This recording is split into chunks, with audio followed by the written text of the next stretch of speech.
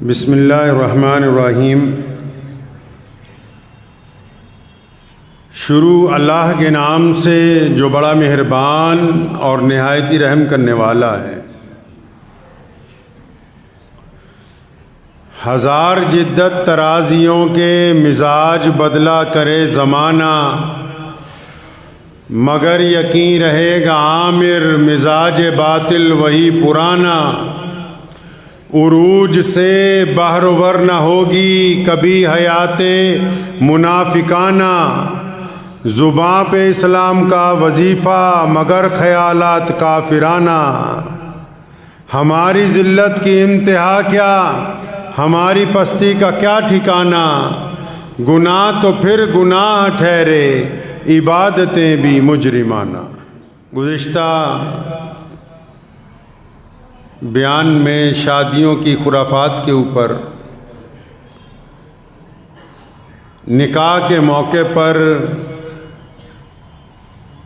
جو تماش بینی آج کل معاشرے میں شروع ہوئی، جو کھلم کھلا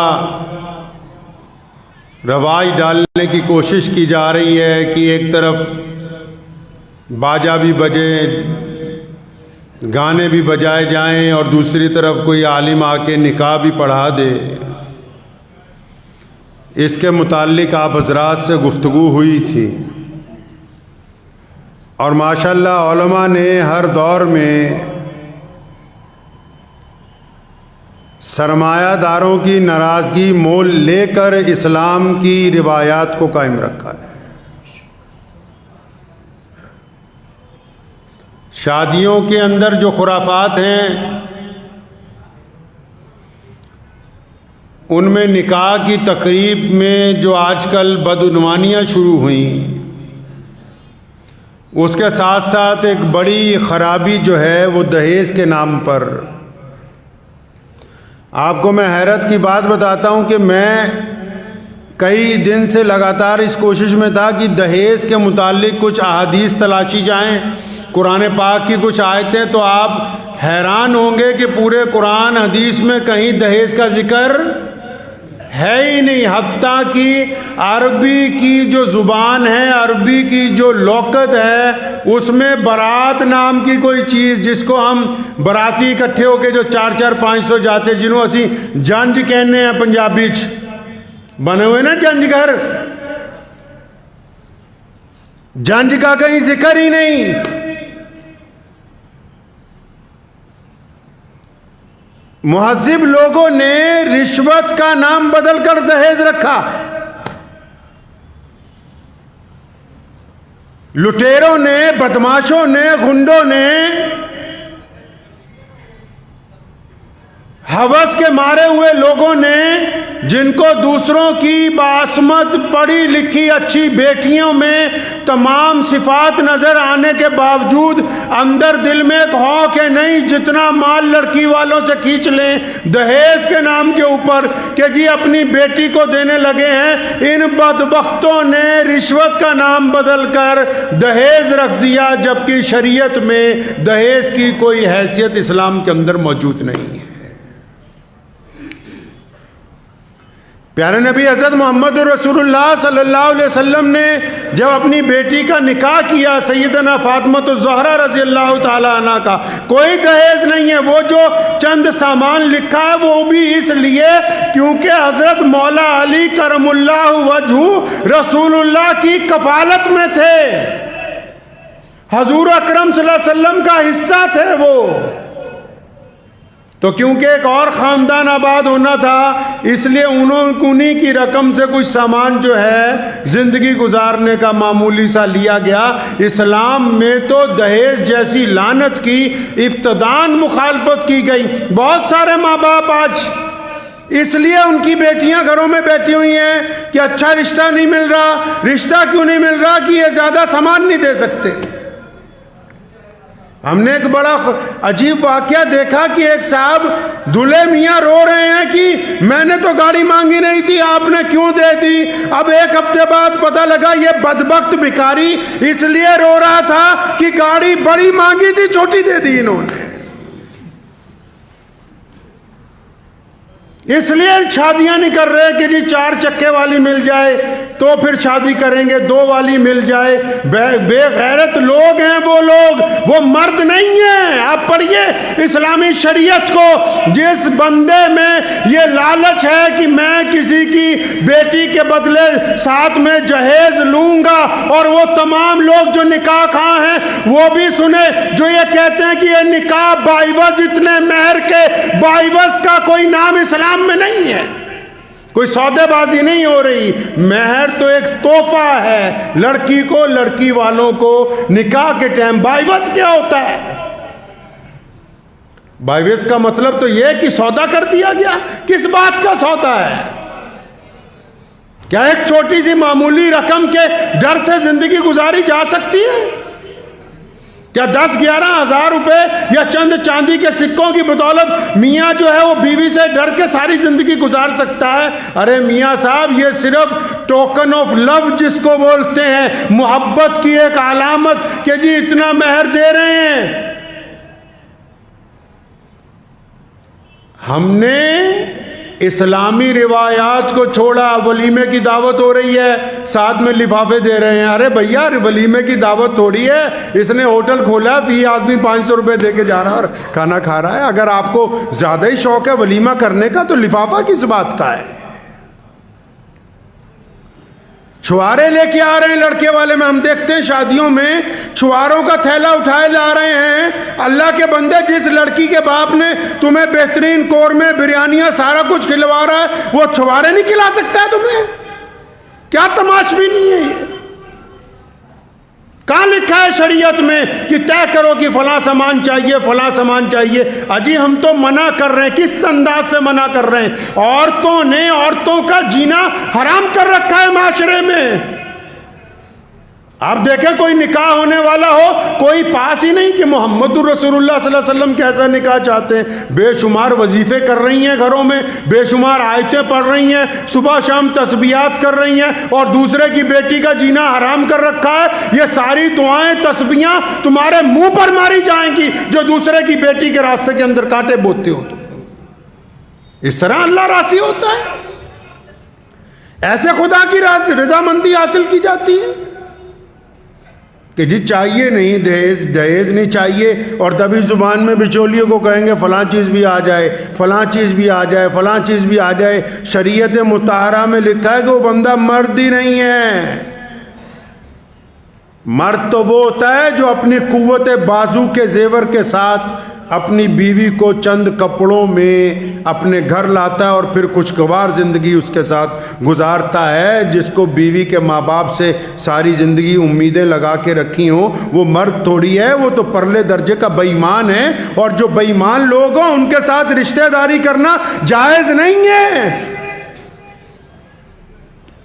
بے ایمانوں کے ساتھ، لالچیوں کے ساتھ، ٹھگوں کے ساتھ اپنی بیٹی بیاہنا جائز نہیں ہے۔ کہاں کہتے ہیں شریعت میں؟ اگر تمہیں پتا کہ فلاں مال میں کھوٹ ہے، کبھی خریدتے ہو بازار میں اس مال کو جب پتا ہے کہ سامنے والے بے ایمانی کا اظہار کر رہے ہیں؟ تو پھر ایسے لوگوں کے یہاں رشتہ داری کرنے کی کوئی ضرورت نہیں ہے۔ پیارے نبی حضرت محمد الرسول اللہ کہیے صلی اللہ علیہ وسلم، نبی علیہ الصلوۃ والسلام چاہتے ہیں، کیا چاہتے ہیں؟ نبی علیہ الصلوۃ والسلام چاہتے ہیں نکاح مسجد کے اندر ہو، سادگی کے ساتھ ہو، کم لوگوں اس میں شامل ہوں، ولیمہ سادگی کے ساتھ کیا جائے جس میں غریب مسکین موجود ہوں ساتھ میں۔ جو رئیس لوگ ہیں اپنی بیٹیوں کا جب نکاح کرتے ہیں، کروڑوں روپے کا اظہار کرتے ہیں کہ ہم یہ دے رہے ہیں، ہم وہ دے رہے ہیں، ہم یہ دے رہے ہیں، تو آپ معاشرے کو کوئی نیکی کی علامت کرنے نہیں چاہ رہے ہیں۔ آپ یہ نہ سمجھیں کہ آپ خدا کی گرفت سے بچ گئے۔ آپ کے ذہن میں یہ بات نہیں آنی چاہیے کہ ہم نے بہت اچھا عمل کیا۔ اللہ تعالیٰ کو جو عمل ناپسند ہے، چاہے وہ بڑے سے بڑا محدث کیوں نہ بن جائے، بڑے سے بڑا کوئی ملک کا حکمران کیوں نہ بن جائے، اگر وہ غلط کرے گا اللہ کی نگاہ میں گنہگار ہے وہ بندہ۔ بیٹیوں کا مذاق بنایا، یہ تو زمانہ جاہلیت والی بات ہو گئی. نبی اکرم صلی اللہ علیہ وسلم سے پہلے بیٹی کا احترام نہیں تھا. محمد رسول اللہ نے فرمایا بیٹی اللہ کی رحمت ہے. محمد رسول اللہ نے فرمایا جس کے بیٹیاں ہوں گی فرمایا قیامت والے دن وہ میرے ساتھ ہوگا. محمد رسول اللہ نے کہا کہ بیٹی کی عزت احترام کرنا چاہیے. رسول اللہ نے یہاں تک کہا کہ جنگ کے موقع پر جب دشمن کی بیٹی کو پیش کیا گیا, نبی علیہ السلام نے اپنی رحمت والی چادر اس بیٹی کے سر پر رکھی. کسی نے کہا یا رسول اللہ یہ دشمن کی بیٹی ہے. فرمایا خبردار چپ ہو جاؤ, بیٹی صرف بیٹی ہوتی ہے, خواہ وہ دشمن کی ہو یا اپنی ہو, بیٹی کو صرف بیٹی سمجھنا چاہیے. تو وہ کون لوگ ہیں بھائی؟ بتاؤ تو صحیح مسلمانوں, وہ کون لوگ ہیں یہ جو بڑے بڑے ولیموں میں دعوتوں میں بیٹیوں کے اوپر اتنا بوجھ ڈالتے ہیں؟ یہ جو لنگوروں کی پوری فوج لے کے جاتے ہیں ساتھ میں بارات میں. بارات کس کو کہتے ہیں پتہ ہے؟ ہمارے یہاں لفظ ہے جانج ہندی کی ہے. ਪੁਰਾਣੇ ਸਮੇਂ 'ਚ ਜਾਣਾ ਪੈਂਦਾ ਸੀ ਨਾ ਦੂਸਰੇ ਪਿੰਡ ਕੁੜੀ ਵਿਆਹਣ ਲਈ, ਦਹੇਜ ਵੀ ਲਿਆਣਾ, ਸਮਾਨ ਵੀ ਲਿਆਣਾ, ਅਗਲੇ ਦੀ ਕੁੜੀ ਵੀ ਲਿਆਣੀ, ਜੰਗਲ 'ਚੋਂ ਆਣਾ ਤੇ ਡਾਕੂ ਲੁੱਟ ਲੈਂਦੇ ਸੀ. ਤਾਂ ਫਿਰ ਜੰਜ ਦਾ ਰਿਵਾਜ ਪਾਇਆ ਵੀ ਜੰਗਲ 'ਚੋਂ ਲੰਘਣਾ, ਬੰਦੇ ਇਕੱਠੇ ਕਰ ਲਓ ताकि डाकुओं तो माल बच जावे. शरीयत ने तो नहीं कहा कि तुम एक बहुत बड़े लश्कर को लेके किसी की बेटी के घर चले जाओ. इस्लाम में तो ये रिवायतें नहीं डाली. इस्लाम ने कहा लोगों के लिए आसानियां पैदा करो, मुश्किल पैदा ना करो. अच्छा, आप क्या समझते हैं कि आप अगर किसी बेटी के बाप को तंग करके ये उसके ऊपर अपना अजादारी डाल के उससे माल खींच के दौलत खींच के आप दूसरे की बेटी के बाप को परेशान करके शादी करेंगे, तो आप क्या सोचते हैं कि आपकी बेटी खुश रहेगी जिस घर के अंदर उसको भेजोगे? जैसा बीजोगे वैसा निकलेगा. एक बुजुर्ग थे, उनको एक साहब ने आके कहा, बेईमान लोग होते हैं ना माशरे में, एक साहब ने आके कहा, उनकी बेटी का निकाह हुआ था, कहने लगा मियाँ जहाँ तुमने अपनी बेटी की शादी की है ना, आपके दामाद ने अब तुम्हारी बेटी के चेहरे पे थप्पड़ मारा है. फरमाया नहीं, तू झूठ बोलता है. फरमाया झूठ बोल रहे हो तुम. तो कि तुम इतने यकीन से कैसे कहते हो? कहने लगे कि मेरे घर में जिसकी बेटी है, जिसको मैं ब्याह के लाया, जो मेरी बीवी है, मैंने सारी जिंदगी अपनी बीवी के चेहरे पर थप्पड़ नहीं मारा, और जिसने अपनी बीवी के चेहरे पर कभी थप्पड़ ना मारा हो ही नहीं सकता कि उसका दामाद उसकी बेटी के चेहरे पर थप्पड़ मार दे. जो दूसरों की बेटियों का एहतराम करते हो, उनकी बेटियों के रास्ते के अंदर रुकावट नहीं आती. जो सारा दिन दूसरे की बेटियों को तंग करें और अपनी बेटी के लिए दुआएं मांगते रहें, उनकी बेटियों तक भी सुकून पहुंचने वाला है नहीं है, सुकून पहुंचने वाला नहीं है. मियाँ साहब, इस बीमारी को कम नहीं करना, इसकी जड़ काटनी पड़ेगी. रसूलुल्लाह सल्लल्लाहु अलैहि वसल्लम से कहीं साबित नहीं कि 1,000 लोग दावतों में जाएं और इस तरह दावत में खाना खाते हैं. कभी अपने घर में एक लुकमा छोड़ा है? किसी बाप ने अपनी सारी जिंदगी की कमाई से अपनी बेटी की रुखसती के वक्त खाना खिलाता है, और ये जितने दावत उड़ाने के लिए जाते हैं 10-10 प्लेटों में सामान खाने का छोड़ के आते हैं. तुम क्या समझती हो कि अल्लाह की तरफ से पकड़ नहीं आएगी? ये जो रिस्क खराब करते हो, कूड़े के अंदर डालते हो. मोहम्मद रसूलुल्लाह सल्लल्लाहु अलैहि वसल्लम चले जा रहे हैं, रास्ते में खजूर गिरी हुई है, उठाया, साफ की, खाया. फरमाया ये रिस्क है, ये रोटी है. और जो कौमें, जो लोग, जो माशरा रिज़्क की इज्जत नहीं करता, अल्लाह ताला उनसे रिस्क वापस ले लेता है.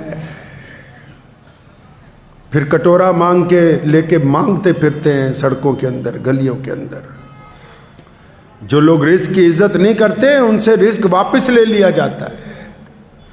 تو ہم کیا سمجھتے ہیں کہ جو لڑکی والے ہیں وہ بڑی آہستہ سے جناب کوئی بات نہیں، مت دینا نہیں، بلکہ پوری طاقت سے کہو کہ ہم نے سارا سامان خود خرید لیا ہے، تم نے ہمیں بیٹی دے دی جس نے ہماری نسل چلانی ہے، جس نے ہمارے گھر میں رونق لے کے آنی ہے، جس سے ہمارے گھر کی شائستگی پیدا ہوگی، ہماری آنے والی نسل جس کے کوکھ سے جنم لے گی، بیٹی دے دی تو یہ بہت بڑا کمال کر دیا۔ تم یہ کیوں نہیں کہتے کہ ہمارے پاس سارا سامان آ گیا، ہمیں کچھ نہیں چاہیے اس بیٹی کے ساتھ تمہارے سے؟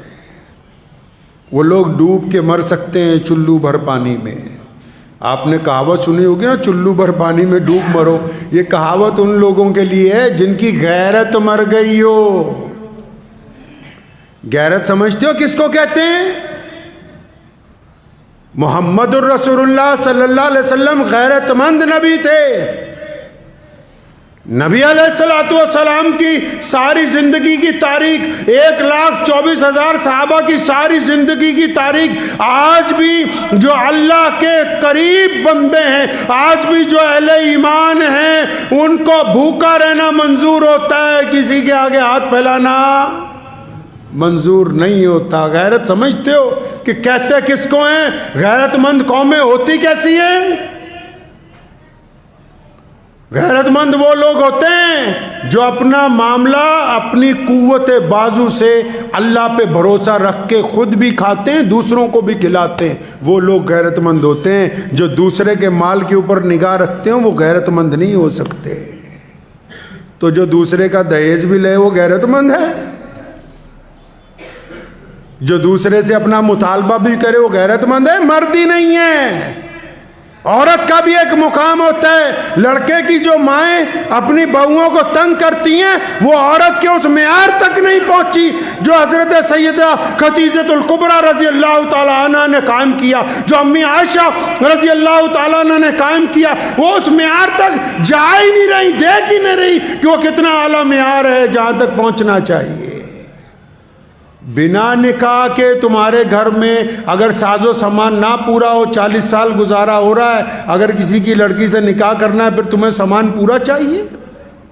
ہمارے ہاں ایک ریاست ہے صوبہ بہار، شاید کچھ لوگوں کو اچھی نہ لگے بات، وہاں میں اس بات کی خبر ملی کہ جتنے لوگ ہیں جب وہ شادی کرنی ہوتی ہے، لڑکے والے کہتے ہیں نقد لاؤ،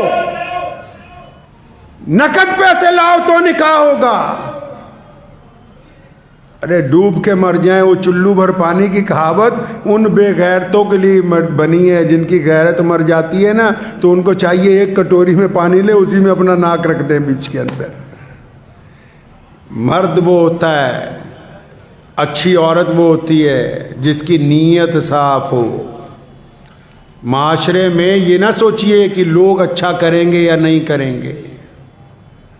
ایسے ہمارے پاس بہت سارے ذاتی واقعات ہیں، لیکن اس سنانے سے بہتر میں آپ کو یہ ضرور کہنا چاہتا ہوں کہ اگر آپ اپنی قوت عمل سے اس بیماری کو ختم کرنے کی کوشش کریں گے، ماں باپ بھی، رسول اللہ صلی اللہ علیہ وسلم کا حکم ہے ماں باپ کی اطاعت کرنی، قرآن نے کہا اف نہ کہو، لیکن اگر کہیں کہ حرام کام کرو تو پھر وہیں رک جاؤ بس، کہ جی ماں باپ اڑ گئے، بیوی اڑ گئی، باجا بجانا ہے۔ قابل مبارکباد ہے وہ تمام علماء کرام، میں پچھلے کئی دن سے لگاتار سوشل میڈیا پہ دیکھ رہا ہوں، جتنے باجا بجانے والے تھے ان کا ساتھ میں باجا بجا رہے ہیں نکاح کی تقریب میں۔ ایمانداری سے ایسا نکاح پڑھانے کی کوئی ضرورت نہیں ہے۔ جن کو شوق ہے دہیج لینے کا، جن کو شوق ہے دوسروں کی بیٹیوں کا مذاق اڑانے کا، جن کو شوق ہے ناچنے کا، گانے کا، ان کا نکاح پڑھانے کی کوئی ضرورت نہیں۔ جب تک توبہ نہ کر لیں، توبہ کر لیں تو پھر ان کا نکاح پڑھانے کی ضرورت ہے، اس سے پہلے کوئی ضرورت نہیں۔ تو آپ کیا چاہتے ہیں، ہم کیا چاہتے ہیں؟ رسول اللہ صلی اللہ علیہ وسلم سے دیکھیں اللہ اور اس کے رسول صلی اللہ علیہ وسلم کو کہ اللہ ہم سے کیا چاہتے ہیں۔ اللہ تعالیٰ کا حکم ہے، رسول اللہ خود فرماتے ہیں کہ مسلمانوں، اے انسانوں، اے دنیا کے رہنے والوں، لوگوں کے لیے آسانیاں پیدا کرو۔ ہم نے کتنی مشکلات پیدا کر دی۔ لڑکی والوں پہ ذمہ داری ڈالتے ہیں کس بات کی؟ کہ جی کھانا اچھا ہونا چاہیے، کھانا بڑھیا ہونا چاہیے، 500 لوگ آئیں گے، 600 لوگ آئیں گے۔ اور اس کے ساتھ ساتھ ایک نئی بیماری چل گئی ہمارے سماج میں، اس بیماری کے ایک معجب تھے ہمارے یہاں قریبی شہر میں، تو انہوں نے مجھے بھی کہا کہ عثمان بھائی ہم لڑکیوں کی اجتماعی شادی کروا رہے ہیں تو آپ بھی آئیے اس میں۔ تو میں نے ان کا فون سنا تو میں نے ان کو کہا کہ نہیں میں نہیں آ سکتا ہوں، میں معذرت چاہتا ہوں، کاٹ دیا۔ پھر ان کا دوسرے دن فون آیا، بڑے سرمایہ دار ہیں نا، سوچا مولوی کو دبکا مارے کہ کیوں نہیں آ سکتے، یہ بات ہے وہ بات ہے۔ میں کہا بھائی اس لیے نہیں آ سکتے، رسول اللہ صلی اللہ علیہ وسلم نے منع فرمایا۔ کہتے کب منع کر دیا؟ 3 بار انسان دولہا بنتا ہے، دلہن بنتی ہے، سن لو آج بات۔ 3 بار کوئی بھی مرد عورت دولہا یا دلہن بنتے ہیں، 3 بار۔ پہلی بار جب بچہ پیدا ہوتا ہے تو سارے خاندان کی توجہ کس طرف ہوتی ہے جی؟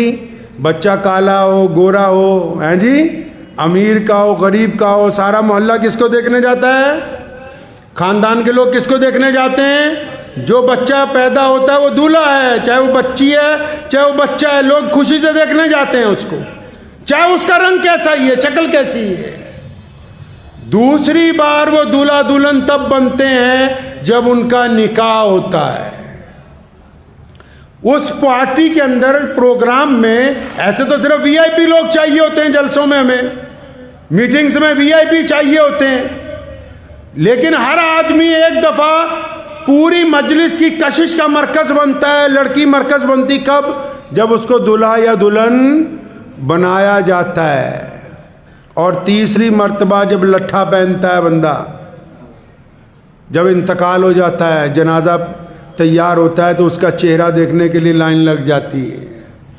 تو ان ظالم سرمایہ داروں نے جو بالکل ہوش حواس میں جب دلہا بننا تھا دلہن بننی تھی، جو سب سے پرفیکٹ، یعنی جس دن یہ محسوس ہونا تھا کہ ہاں آج اس مجلس کی رونق میں ہی ہوں، ان ظالم سرمایہ داروں نے، ان عزت کے لالچیوں نے اس کو نام دے دیا کہ ہم غریب لڑکے لڑکیوں کی شادی کروا رہے ہیں۔ پھر غریب لڑکے لڑکیوں کو دلہا دلہن بنا کے نیچے بٹھاتے ہیں، اسٹیج کے اوپر بڑے بڑے منتری آ کے بیٹھتے ہیں، بڑے بڑے لوگ آ کے بیٹھتے ہیں، بڑے بڑے مذہبی بھی رہنما آ کے بیٹھتے ہیں۔ اس وقت ان دلہا دلہنوں کی شکل دیکھا کرو، ان کو شرمندگی کا احساس ہوتا ہے کہ زندگی کا ایک خوبصورت موقع تھا، وہ بھی ان سرمایہ داروں کی بھیڑ چڑھ گیا۔ یہ سوچتے ہیں نیکی کر رہے ہو، نیکی نہیں کر رہے، تم غریبوں کی عزت نیلام کر کے خود عزت دار بننا چاہتے ہو۔ میرے پیارے نبی حضرت محمد الرسول اللہ صلی اللہ علیہ وسلم نے تبھی تو فرمایا کہ ایک ہاتھ سے دینا اور دوسرے ہاتھ کو خبر نہیں ہونی چاہیے۔ سب سے بڑی این جی او، میں دعوے سے کہتا ہوں، سب سے بڑی این جی او پوری دنیا میں مسلمانوں کے پاس ہے۔ کھربوں روپے کی زکوٰۃ ہر سال دے رہے ہیں، لیکن ہم کسی غریب کی بیٹی کی پنڈال میں شادی کے لیے کسی وی آئی پی کو نہیں بلاتے، ہم کسی غریب کو دیتے ہوئے آٹا اور کمبل دیتے ہوئے فوٹو نہیں کھنچواتے۔ کیوں؟ کیونکہ غریب کی عزت نفس محمد رسول اللہ کے حکم کے مطابق زیادہ ضروری ہے۔ خربوزے کو دیکھ کے خربوزہ رنگ پکڑ لیتا ہے نا۔ کئی مسلمانوں نے بھی شروع کیا تھا کہ جی ہم غریب لڑکے لڑکے، اگر اتنا ہی شوق ہے تو رات کو ان کے گھر میں جا کے اس کے لڑکی کے والد کو جا کے جو پیسے دینے جا کے اس کے ہاتھ میں پکڑاؤ کہ یہ کھانے کا خرچہ ہم دے رہے ہیں، یہ سامان کا خرچہ ہم دے رہے ہیں، اگر تمہیں اللہ اور اس کے رسول کی خوشنودی چاہیے۔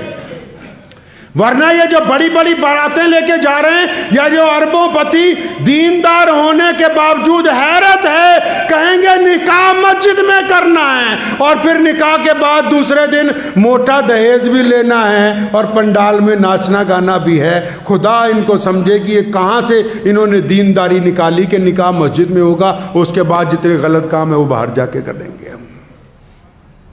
اچھے اچھے لوگ جو اسلام اور دین کی بات کرتے ہیں دہیز کی گاڑی پہ چل رہے ہیں، اور شرم نہیں آتی؟ کوئی مردانگی ہے ہی نہیں یار۔ عزت نفس اس کو بولتے ہیں۔ لے لیا نوٹ مگر لے کے وہیں پھاڑ دیا، اپنے اسلاف کی غیرت کا علم گاڑ دیا۔ عزت دار وہ لوگ ہوتے ہیں جو دوسروں کے آگے ہاتھ نہیں پھیلاتے، جو دوسروں کی بیٹیوں کے اوپر خوف طاری کر کے ان سے سامان نہیں مانگتے، ان کو عزت دار کہا جاتا ہے۔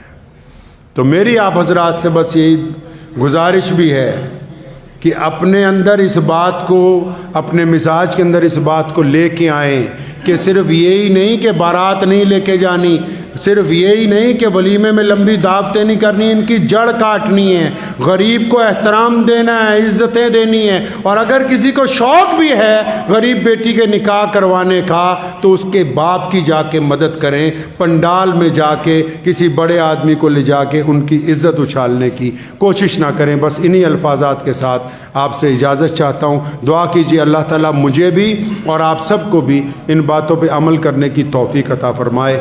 وآخر دعوانا ان الحمد للہ رب العالمین۔